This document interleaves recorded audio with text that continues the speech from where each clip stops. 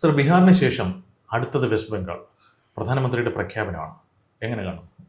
West Bengal നമ്മൾ പുറമേ കാണുന്നതിനേക്കാൾ വളരെ സംഘർഷഭരിതമായ ഒരു സംസ്ഥാനമാണ്. കാരണം ഈ 1971 യുദ്ധത്തിന് ശേഷം ഏറ്റവും അധികം ഈ ബംഗ്ലാദേശികൾ വന്ന് കൂടിയ ഒരു സ്ഥലം ബംഗാളാണ്. അവരെൻ്റെ ബംഗാൾ ബോർഡർ ക്രോസ് ചെയ്ത് ഒരുപാട് ആളുകൾ ഇപ്പോഴും കടന്നു വന്നിട്ടുണ്ട്. ഒരു തടസ്സവുമില്ല അവിടെ വരാം. അതിനകത്ത് ഈ റോഹിംഗ്യൻ അഭയാർത്ഥികളുമുണ്ട്. ബംഗ്ലാദേശിൽ നിന്ന് ധാരാളം ക്രിമിനലുകൾ ബംഗാളിൽ പാർപ്പുറപ്പിച്ചിട്ടുണ്ട്. അവരിൽ പലരും ഈ CAA പോലുള്ള, അതുപോലെ അല്ലെങ്കിൽ ISI പോലെയുള്ള ചാര സംഘടനയുടെ ആളുകളുണ്ട്. അവരവിടെ ബോധപൂർവം കലാപങ്ങൾ സൃഷ്ടിക്കുന്നുണ്ട്, വളരെ ബോധപൂർവം കലാപങ്ങൾ സൃഷ്ടിക്കുന്നുണ്ട്. അപ്പോൾ അവരുടെ കൃത്യമായി SIR അവരുടെ പൗരത്വ അവകാശത്തിന് ആവശ്യമായ രേഖകൾ അവരുടെയും ചോദിച്ചാൽ അവർക്ക് പൗരത്വം കിട്ടാൻ പ്രയാസമാണ്. പക്ഷെ കാലാകാലങ്ങളിൽ ജ്യോതി ബസുവിൻ്റെ കാലം തൊട്ടേ അവർ കമ്മ്യൂണിസ്റ്റ് പാർട്ടി CPMൻ്റെ ഒരു വോട്ട് ബാങ്കായിട്ട് മാറ്റിയത് ഈ ബംഗാളികളെയാണ്. ബംഗാളിൽ നിന്ന് വന്ന അനധികൃത കുടിയേറ്റക്കാരെയാണ്, ബംഗ്ലാദേശുകാരെയാണ്. അപ്പോൾ ആ ബംഗ്ലാദേശുകാരെ ബംഗാളിൽ നിന്ന് പുറത്താക്കുകയാണെങ്കിൽ മമതയുടെ വോട്ടിൻ്റെ ഒരു കുത്തക പൊളിയും. അതുകൊണ്ട് മമത എന്ത് വില കൊടുത്തും ഇതിനെ എതിർക്കും. പക്ഷേ നമ്മുടെ സെൻട്രൽ ഗവൺമെൻറ്റിനെ പരിശോധിച്ച് നോക്കിയാൽ നടപ്പിലാക്കണമെന്ന് നരേന്ദ്രമോദിയും അമിത്ഷായും തീരുമാനിച്ചാൽ അത് കൃത്യമായിട്ട് അവർ നടപ്പാക്കും. ട്രംപ് വിചാരിച്ചിട്ട് ഭയക്കാത്ത നരേന്ദ്രമോദി മമതാ ബാനർജിക്ക് ഭയപ്പെടുത്താനൊക്കെ ഒന്നുമില്ല. അപ്പോൾ അതൊന്നും ചെയ്യാൻ പറ്റില്ല. പിന്നെ മമതയ്ക്ക് നമ്മൾ പഴയ പോലെയുള്ള ഇമേജ് ഇല്ല. അവരുടെ അനന്തരവനെയാണ് അവരിപ്പോഴേ പാർട്ടിയിൽ കൊണ്ടുവരുന്നത്. അപ്പോൾ പിന്തുടർച്ചാവകാശം അനന്തരവന് കൊടുത്തുകൊണ്ടാണ് വരുന്നത്. ഇവിടെ കാണുന്നതെന്ന് പറഞ്ഞാൽ നമ്മൾ പുറമേ കാണുന്ന ഈ തൃണമൂൽ കോൺഗ്രസ് എന്ന് പറയുന്നത് മമതയുടെ അഡ്രസ്സിലോടുന്നൊരു പാർട്ടി മാത്രമാണ്. അതിനകത്ത് കാണുന്ന അച്ചടക്കം ഭീതി കൊണ്ടുള്ള അച്ചടക്കമാണ്. മമതയുടെ കയ്യിൽ ശക്തമായൊരു കോക്കസ് ഉണ്ട്, ഒരു ഗുണ്ടാ സംഘമുണ്ട്. അവരാണ് വ്യാപകമായ അക്രമം നടത്തുന്നത്. CPMകാരെ ആക്രമിച്ച് കൊന്നതും അവർ തന്നെയാണ്. BJP ആക്രമിക്കുന്നത്. CPMകാരെ അതർവൈസ് പാർട്ടി തന്നെ ദുർബലമായി, അവർക്കതിനെ പ്രതിരോധിക്കാൻ പറ്റിയില്ല.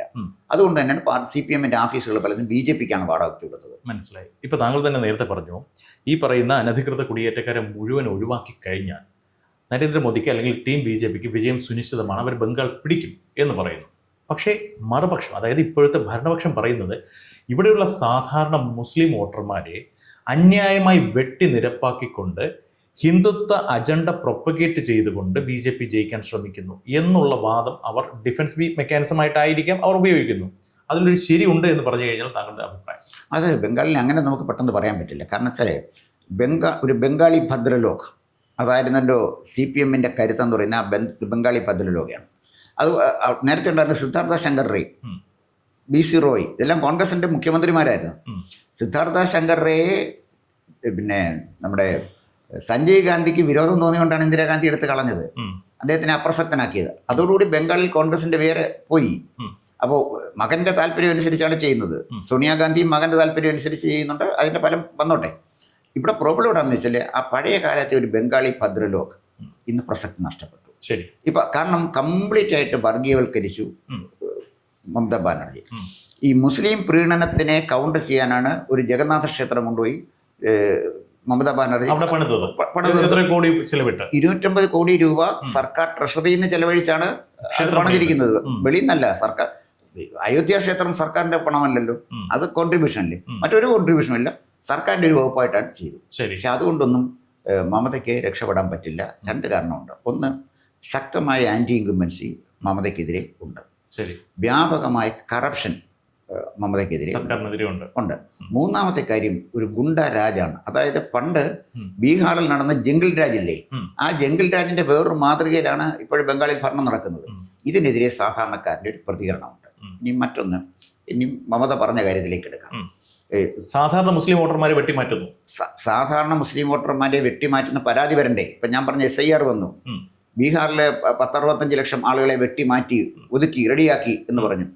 ആരാണ് പരാതിയുമായിട്ട് വന്നതെന്ന് പറയൂ. എനിക്ക് കിട്ടേണ്ട വോട്ടവകാശം, ഞാൻ ഇന്ത്യൻ പൗരനാണ്, എനിക്ക് വോട്ടവകാശം ഇല്ല എന്ന് പറഞ്ഞ് ഒരാൾ വന്നില്ല, ഒറ്റൊരു വ്യക്തി വന്നില്ല. ഇപ്പോൾ ഉദാഹരണത്തിന് കേരളത്തിൽ ഇപ്പോഴേ SIR നടപ്പിലാക്കുകയല്ലേ. ഇവിടെ ഈ വോട്ടേഴ്സ് ലിസ്റ്റിലുള്ള പേര് വെട്ടിമാറ്റുന്ന ആരാണ്? ഇലക്ഷൻ കമ്മീഷൻ ഇരിക്കുന്ന 3 പേരാണ്. ഇവിടുത്തെ ഗവൺമെന്റ് അല്ലേ ചെയ്യുന്നത്, അവരുടെ ഉദ്യോഗസ്ഥന്മാരല്ലേ ചെയ്യുന്നത്. അല്ലാതെ അവിടെ ഡൽഹിയിൽ ഇരിക്കുന്ന ഇലക്ഷൻ കമ്മീഷന്റെ 3 പേര് കുഴപ്പക്കാരാണ്, അവര് BJPയുടെ B ടീമാണെന്നൊക്കെ പറഞ്ഞ വിവരക്കേടാണ്. ഈ BLOമാരാണ് ഈ ലിസ്റ്റ് തയ്യാറാക്കുന്നത്. ശരി. അത് അവരുടെ സ്റ്റേറ്റ് ഗവൺമെൻറ് നിയന്ത്രണത്തിലുമാണ്. ഉം. അവിടാണ് പ്രശ്നം വരുന്നത്. അപ്പോൾ പ്രോബ്ലം ഇവിടെ വരുന്നതെന്ന് ചോദിച്ചാൽ SIR നടപ്പിലാക്കുന്നത് മമത എതിർക്കും. ഉം. പല്ലും നഖവും ഉപയോഗിച്ച് മമത എതിർക്കും. ശരി. മമതയുടെ ഗവൺമെൻറ്റിനെ പിരിച്ചുവിട്ടുകൊണ്ട് അവർ പ്രസിഡന്റ് ഭരണത്തിലാണെങ്കിലും അത് നടത്തും. അപ്പോൾ മമതയെ കാൽക്കുലേറ്റ് ചെയ്യുന്നത് മമതയുടെ ഗവൺമെൻറ്റിനെ പിരിച്ചുവിട്ട് കഴിയുമ്പോൾ ഒരു ദേശീയമായി ഒരു സഹതാപം മമതയ്ക്കുണ്ടാകും. ആ സഹതാപത്തിൽ തനിക്ക് ജയിച്ചു വരാം എന്നാണ് മമത കണക്കാക്കുന്നത്. മനസ്സിലായി. ഒരുപക്ഷെ BJPയുടെ ഒരു ചരിത്രം പരിശോധിച്ച് നോക്കിയാൽ അവർ ബംഗാളിലെ ഇപ്രാവശ്യം പിടിച്ചില്ലെങ്കിൽ അവർക്ക് അടുത്ത പ്രാവശ്യം പിടിക്കാം. മമത കഴിഞ്ഞ പിന്നെ മമതയെ കൂടെ പാർട്ടിയും കൊണ്ട് നടക്കാൻ ആരുണ്ട്? CPM ഒറ്റ മെമ്പറില്ല. കോൺഗ്രസിന് 2 MLA മാരുണ്ട്. CPM ആ ബുദ്ധിമുട്ടുമില്ല, ഒരു MLA ഇല്ല. അപ്പോൾ അതങ്ങ് തീർന്നല്ലോ. പിന്നെ വരുന്നത് തൃണമൂൽ കോൺഗ്രസിൽ മമതയെ മാറ്റി നിർത്തിയാലൊന്നുമില്ല. ഇന്നല്ലെങ്കിൽ നാളെ BJPയിലേക്ക് വരുന്ന സംസ്ഥാനമാണ് ബംഗാൾ. അപ്പോൾ അവരെ സംബന്ധിച്ചിടത്തോളം ഈ സഹതാപം വന്നാൽ പോലും ഈ അനധികൃത വോട്ടർമാരെ അവർ വെട്ടിമാറ്റിയിരിക്കും. ഈ ബീഹാറിന് ശേഷം വെസ്റ്റ് ബംഗാൾ എന്നാണ് പ്രധാനമന്ത്രി പറഞ്ഞത്. അപ്പോൾ ബീഹാറിന് ശേഷം എന്ന് പറയുമ്പോൾ നമുക്ക് ബീഹാറിലേക്ക് ഒന്ന് തിരിഞ്ഞു നോക്കിയാൽ, ബീഹാറിൽ കഴിഞ്ഞ തെരഞ്ഞെടുപ്പ് പ്രചാരണത്തിലുടനീളം രാഹുൽ ഗാന്ധി കാടിളക്കി പറഞ്ഞതാണ് വോട്ട് ചോരി. അദ്ദേഹം അല്ലാതെ വേറെ ആരും ഇത് ഏറ്റുപിടിച്ചില്ല.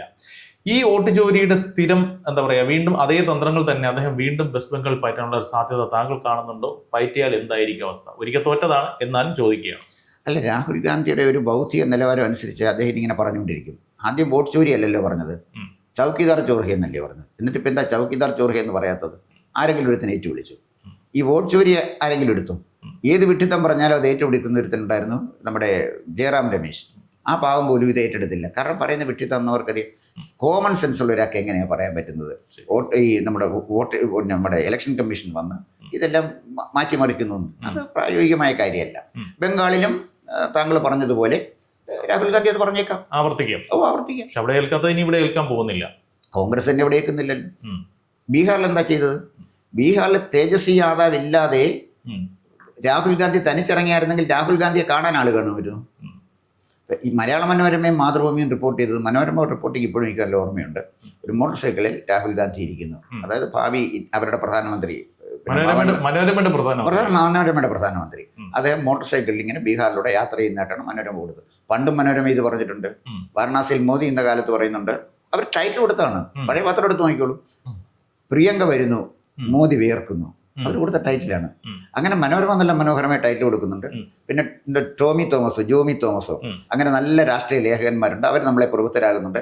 ഇത് വായിക്കുന്നവർ തലയിറങ്ങി ചിരിക്കുകയാണ്. ഇതേത് മണ്ടനെ ഇത് എഴുതി വെച്ചിരിക്കുന്നതെന്ന് ഈ വാർത്തകൾ കണ്ട് ചിരിക്കുകയാണ്. ഈ ബീഹാറിൽ നടന്ന സംഭവം എന്ന് വെച്ചാൽ, ബീഹാറിലെ അത് നമ്മൾ അണ്ടർ എസ്റ്റിമേറ്റ് ചെയ്തൊരു കാര്യമുണ്ട്. ബീഹാറിൽ ആളുകൾ വിഡ്ഢിത്തം കൊണ്ട് അല്ലെങ്കിൽ കണ്ണുമടച്ച് BJP ഗവൺമെൻറ് വോട്ട് ചെയ്തതല്ല. ബീഹാറിൽ കറപ്ഷൻ ഒരു വലിയ പരിധി വരെ പരിഹരിക്കാൻ നിതീഷ് കുമാറിന് കഴിഞ്ഞു. കോടിക്കണക്കിന് രൂപ കാലിത്തീറ്റ കുംഭകോണം നടത്തി ജയിലിൽ കിടക്കുന്നവനാണ് ലാലു പ്രസാദ്. എന്ത് യാദവ സ്നേഹം പറഞ്ഞാലും എന്ത് യാദവ ജാതി പറഞ്ഞാലും പൊതുസമൂഹമില്ലേ, അവർക്ക് കാര്യങ്ങൾ മനസ്സിലാവില്ലേ? അയാളുടെ മകനാ വന്ന് കറപ്ഷൻ ഇല്ലാത്ത ഒരു ഗവൺമെൻറ് ഉണ്ടാക്കുമെന്ന് പറയുന്നത്. അത് അവിടെ തീർന്നു. പിന്നെ രാഹുൽ ഗാന്ധിയെ സംബന്ധിച്ചിടത്തോളം ഈ തേജസ്വി ഇല്ലാതെ രാഹുൽ ഗാന്ധിക്ക് എന്ത് സ്പേസാണ് ബീഹാർ പൊളിറ്റിക്സിലുള്ളത്? പക്ഷെ ബീഹാറിൽ നടന്ന വികസന പ്രവർത്തനങ്ങൾ നമ്മുടെ പത്രക്കാർ കാണാതെ പോയി. ബീഹാറിന് നെടുകയും കുറുകയും ഉണ്ടായ വലിയ റോഡുകൾ, പുതിയ സ്കൂളുകൾ, നല്ല ഒന്നാന്തര സ്കൂളുകളാണ് ബീഹാറിലുള്ളത്. ഗ്യാസ് കണക്ഷൻ കിട്ടിയ സ്ത്രീകൾ, പെൻഷൻ കിട്ടിയ കർഷകർ, ഇങ്ങനെ അതുപോലെ തന്നെ കേന്ദ്ര സർക്കാരിൻ്റെ സ്കീമിൽ പ്രയോജനം കിട്ടിയ പെൺകുട്ടികൾ, മുദ്രാ ലോൺ കിട്ടിയ യുവാക്കൾ, ഇവരൊക്കെയാണ് ഈ NDAക്ക് വോട്ട് ചെയ്തത്. അല്ലാതെ ഈ രാഹുൽ ഗാന്ധി എന്ന് പറയുന്ന മനുഷ്യൻ വിചാരിക്കുന്നത് പോലെ മണ്ടത്തരം കാണിച്ച് അവർ വോട്ട് ചെയ്തല്ല. കേരളത്തിലെ ആളുകളെക്കാൾ ബുദ്ധിമാന്മാരാണ് ബീഹാറിലെ വോട്ടർമാർ. ശരി, അപ്പോൾ അത് ബീഹാറിൽ പരാജയപ്പെട്ട ഒരു പരീക്ഷണം. പക്ഷെ നമ്മൾ തിരികെ വെസ്റ്റ് ബംഗാളിലേക്ക് വരുമ്പോൾ 15 വർഷമായിട്ട് ദീദി ഭരിക്കുകയാണ്. ദീദി അവിടെ ഒരു ഏകഛത്രാധിപതിയായിട്ട് വാഴുന്ന സംസ്ഥാനമാണ്. അവിടെയും അവർക്കും ഉയർത്തി കാണിക്കാൻ കുറേയധികം ഭരണ നേട്ടങ്ങൾ സ്വാഭാവികമായും ഉണ്ടായേക്കാം. ഒരു ഭാഗത്ത് ന്യൂനപക്ഷ പ്രീണനം നടത്തുമ്പോൾ മറുഭാഗത്ത് താങ്കൾ തന്നെ നേരത്തെ പറഞ്ഞ പോലെ ഹൈന്ദവരെ ഒപ്പം നിർത്താൻ ഒരു അമ്പലം 250 കോടി വർക്കാവോ ഇല്ലയോ എന്നുള്ളത് കാത്തിരുന്ന് കാണേണ്ടതാണ്. പക്ഷെ അവർ അത്തരം മെക്കാനിസംസ് ഉപയോഗിക്കുന്നു. അവർ 15 വർഷം കൊണ്ട് അവർക്കുണ്ടായ ഭരണ നേട്ടങ്ങൾ എന്തെങ്കിലും ഉണ്ടെങ്കിൽ ഇല്ലെങ്കിൽ പോലും അവർക്ക് അവകാശവാദമായിട്ട് ഉന്നയിക്കാം. അവർ അത് ഉന്നയിക്കുന്നു.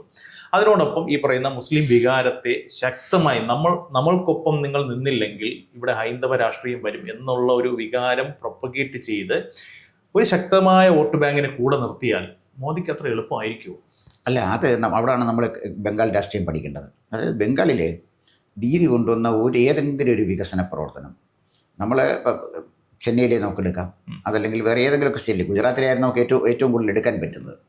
അപ്പോൾ ഇപ്പം തന്നെ തെലങ്കാനയിലെ രേവന്ത് റെഡ്ഡി കൊണ്ടുവന്നിരിക്കുന്ന ഒരുപാട് കാര്യങ്ങളുണ്ട്.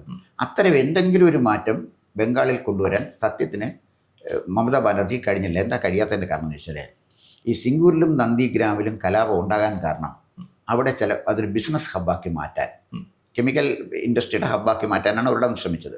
ശരിക്കും പറഞ്ഞാൽ ഈ പിന്നെ നമ്മുടെ ഭട്ടാചാര്യ, ബുദ്ധദേവ് ഭട്ടാചാര്യ, അദ്ദേഹം ശരിക്കും ബംഗാളിനെ മാറ്റാനാണ് ശ്രമിച്ചത്, ബംഗാളിനെ ഇൻഡസ്ട്രിയലൈസ് ചെയ്യാനാണ് ശ്രമിച്ചത്. അപ്പോൾ എന്ത് ചെയ്തു, അവിടുന്ന് കുടിയൊഴിപ്പിക്കപ്പെട്ടത് മുസ്ലിങ്ങളാണെന്ന് പറഞ്ഞ് മുസ്ലിം വികാരം അവർക്കെതിരായിട്ട്. അത് പക്ഷേ ഒരു കാര്യം മനസ്സിലാക്കണം, ബംഗാൾ പോലെ വലിയൊരു സംസ്ഥാനത്ത് നന്ദിഗ്രാമിലും സിംഗൂർ എന്ന് പറയുന്ന 2 ഗ്രാമങ്ങളിൽ ഉണ്ടായ ഒരു വികാരം ബംഗാളിലെ മുഴുവൻ ഗവൺമെൻറ്റിനെതിരെ അലയടിക്കും. എങ്ങനെ അലയടിച്ചു എന്ന് പറഞ്ഞൊരു കാര്യം, CPM എന്ന് പറയുന്ന പാർട്ടി കേഡർ മുഴുവൻ കറപ്റ്റായിരുന്നു. കേരളത്തിൽ നിന്നുള്ളൊരു വ്യത്യാസം എന്ന് വെച്ചാൽ ലോക്കലായിരുന്നു, അവിടുത്തെ കറപ്ഷൻ ലോക്കൽ ലെവലിലായിരുന്നു. സ്റ്റേറ്റ് ലീഡേഴ്സൊക്കെ താരതമ്യേന മെച്ചപ്പെട്ട ആളുകളാണ്. കേരളത്തിൽ ടോട്ടലി കറപ്റ്റാണ്, എങ്ങും കറപ്ഷൻ ഇല്ലാത്ത സാഹചര്യമില്ല. അപ്പോൾ 15 വർഷമായിട്ട് ഇരിക്കുന്നു എന്ന് പറഞ്ഞു. 33 വർഷമായി ബംഗാൾ ഭരിച്ച CPMന് ഒരു MLA ബംഗാൾ അസംബ്ലിയിലേക്ക് അയക്കാൻ പറ്റിയില്ല. ഇലക്ഷൻ കമ്മീഷൻ്റെ കുഴപ്പമാണോ, ഇലക്ട്രോണിക് വോട്ടിംഗ് മെഷീൻ്റെ കുഴപ്പമാണോ, പാർട്ടിയുടെ കുഴപ്പമല്ലേ? അതല്ലേ കുഴപ്പം. അപ്പം അപ്പോൾ 33 വർഷം ഭരിച്ച CPMനുണ്ടായ ഒരു വിധി 15 വർഷം കഴിഞ്ഞ ദീദിക്ക് എപ്പോൾ വേണമെങ്കിലും ഉണ്ടാകും. ഒരു പ്രാവശ്യം കൂടെ കിട്ടിയാലും കിട്ടിയില്ലെങ്കിലും. അതായത് CPMന് അവിടുന്ന് സ്വയം നശിച്ച് പുറത്തു പോകാൻ 35 വർഷം വേണ്ടി വന്നു. മമതാ ബാനർജിക്ക് 15 വർഷം മതി. അതാണ് താങ്കൾ പറയുന്നത്. തീർച്ചയായിട്ടും. ചുരുക്കത്തിൽ മോദി വാരുമെന്ന് നമുക്കിപ്പോൾ പറയാൻ പറ്റില്ല. കാരണം വെച്ചാൽ അതിൻ്റെ പൊളിറ്റിക്കൽ ഇക്വേഷൻ ഉരുത്തിരിഞ്ഞ് തിരിയാനുണ്ട്. അത് വരണമെങ്കിൽ കള്ളയോട്ട് വെട്ടിമാറ്റുക തന്നെ വേണം. പക്ഷെ അവിടെ ഒരു കാര്യം, ഇപ്പോൾ ഈ നമ്മൾ എന്തൊക്കെ പറഞ്ഞു കഴിഞ്ഞാലും ഈ അനധികൃതമായിട്ടുള്ള കുടിയേറ്റം വരുന്നുണ്ട്, ബംഗ്ലാദേശിൽ നിന്നുള്ളവർ വരുന്നുണ്ട്, മ്യാൻമാറിൽ നിന്നുള്ള റോഹിംഗ്യൻസ് വരുന്നുണ്ട്. ഇതൊക്കെ പറയുമ്പോഴും ഇവരെല്ലാം ഈ നാട്ടിലെ സുശക്തമായ സുരക്ഷാ സംവിധാനങ്ങൾ ഭേദിച്ചുകൊണ്ട് ഈ നാട്ടിൽ വരികയാണ് എന്നുണ്ടെങ്കിൽ അതൊരു യാഥാർത്ഥ്യമെങ്കിൽ അത് സർക്കാരിൻ്റെ, അതായത് കേന്ദ്ര സർക്കാരിൻ്റെയും കൂടെ പരാജയമല്ലേ? അതിൽ നിന്ന് അവർക്ക് എങ്ങനെ പിന്മാറാൻ കഴിയും ആ ഒരു ഉത്തരവാദിത്തത്തിൽ നിന്ന്? ഓക്കെ, അത് 1917 തൊട്ട് 71 തൊട്ട് ഇങ്ങോട്ട് വന്ന പിന്നെ മാറ്റമാണ്. ഇതിനെ പ്രതിരോധിക്കാനാണ് അവർ ദേശീയ പൗരത്വ നിയമം കൊണ്ടുവന്നത്. അതായത് ബംഗ്ലാദേശിൽ നിന്നോ അഫ്ഗാനിസ്ഥാനിൽ നിന്നോ പാകിസ്ഥാനിൽ നിന്ന് വന്ന ബുദ്ധമതക്കാർക്കും ഹിന്ദുമതക്കാർക്കും ക്രിസ്ത്യാനികൾക്കും എല്ലാവർക്കും പൗരത്വം കൊടുക്കും. ഇവർക്ക് പൗരത്വം കൊടുക്കില്ല എന്നാണ് പറഞ്ഞത്. അപ്പോൾ പൗരത്വം, ദേശീയ പൗരത്വ നിയമം അനുസരിച്ച് തന്നെ ബംഗ്ലാദേശിൽ വന്നവനിവിടെ പൗരത്വം കിട്ടത്തില്ല. പിന്നെ അവനെന്ത് ചെയ്യും? പൗരത്വമില്ലാതെ ഇവിടെ ജീവിക്കേണ്ടി വരും. വോട്ടവകാശമില്ലാത്ത ഏതെങ്കിലും ബംഗ്ലാദേശി മുസ്ലിമിനെ ആർക്കാണ് വേണ്ടത്? മമത എടുക്കൂ, CPM എടുക്കൂ, കോൺഗ്രസ് എടുക്കൂ. അവർക്ക് വോട്ടവകാശമുള്ളവനല്ലേ വേണ്ടത്?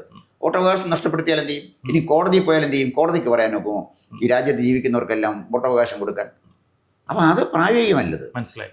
ഏകദേശം ബംഗാളിന്റെ ഒരു ചിത്രം എന്താണ് സംഭവിക്കാൻ പോകുന്നത് എന്നുള്ളത് താങ്കളുടെ വാക്കുകളിലൂടെ വ്യക്തമാണ്. എന്നാലും അവസാനമായിട്ട് ഒരു ചോദ്യം ചോദിക്കുകയാണ്. നേരത്തെ ബീഹാറിൽ വോട്ട് ചോരി പറഞ്ഞുകൊണ്ട് രാഹുൽ ഗാന്ധി ഇവിടെ കാർഡിലൊക്കെ പ്രചാരണമൊക്കെ നടത്തി, പക്ഷേ അത് ചീറ്റി. അടുത്ത് വെസ്റ്റ് ബംഗാളിലേക്ക് വരുമ്പോൾ അവിടെയും അദ്ദേഹം ഇത് തന്നെ പ്രയോഗിക്കാനുള്ള സാധ്യതയുണ്ട്. അദ്ദേഹത്തിന്റെ ഐക്യ നിലവാരമൊക്കെ കമ്പയർ ചെയ്തിട്ട് താങ്കൾ പറയുകയുണ്ട്. പക്ഷേ ഇതിനപ്പുറത്തേക്ക് ഇനി ഒരു പുതിയൊരു വിവാദം വരാനുള്ള സാധ്യതയെ നമുക്ക് തള്ളാൻ കഴിയില്ല.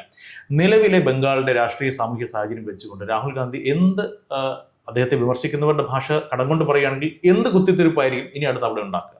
അല്ല, രാഹുൽ ഗാന്ധിക്ക് എന്ത് കുത്തിത്തിരിപ്പും പറയാം. കാരണം അദ്ദേഹം പറയുന്ന ഒന്നും അപ്പോൾ ഓണപ്പ് ചെയ്യുന്നില്ല. ഇലക്ഷൻ കമ്മീഷനെതിരെ അദ്ദേഹം ഇത്രമാത്രം വിമർശനം ഉണ്ടാക്കി. പത്രക്കാരെ വെച്ച് എന്തുകൊണ്ട് കോടതിയിൽ പോകുന്നില്ല? അതെൻ്റെ ജോലിയല്ല. അദ്ദേഹത്തിൻ്റെ ജോലി എന്ത് പത്രസമ്മേളനം നടത്തുകയാണ്, അതോ രാജ്യദ്രോഹ പ്രസംഗം നടത്തുകയാണ്? ഇവിടെ ജോലി എന്താണ്? അപ്പോൾ രാഹുൽ ഗാന്ധി എന്ത് കുത്തിത്തിരിപ്പ് നടത്തിയാലും ഓരോ ദിവസവും ഈ മൂല്യം നഷ്ടപ്പെട്ടുകൊണ്ടിരിക്കുന്ന ഒരു സാധനമാണ് ഈ രാഹുൽ ഗാന്ധി എന്ന് പറയുന്ന നേതാവ്. അദ്ദേഹം എന്ത് പറഞ്ഞാലും ഇന്ത്യയിലെ ജനങ്ങൾ, പ്രത്യേകിച്ച് യുവജനങ്ങൾക്ക് ഇത്രയും യുവാക്കൾ വെറുക്കുന്ന ഒരു നേതാവ് ഇന്ത്യയിലില്ല രാഹുൽ ഗാന്ധിയെപ്പോലെ. ഒന്നും അവിടെ ചെയ്യാനില്ല.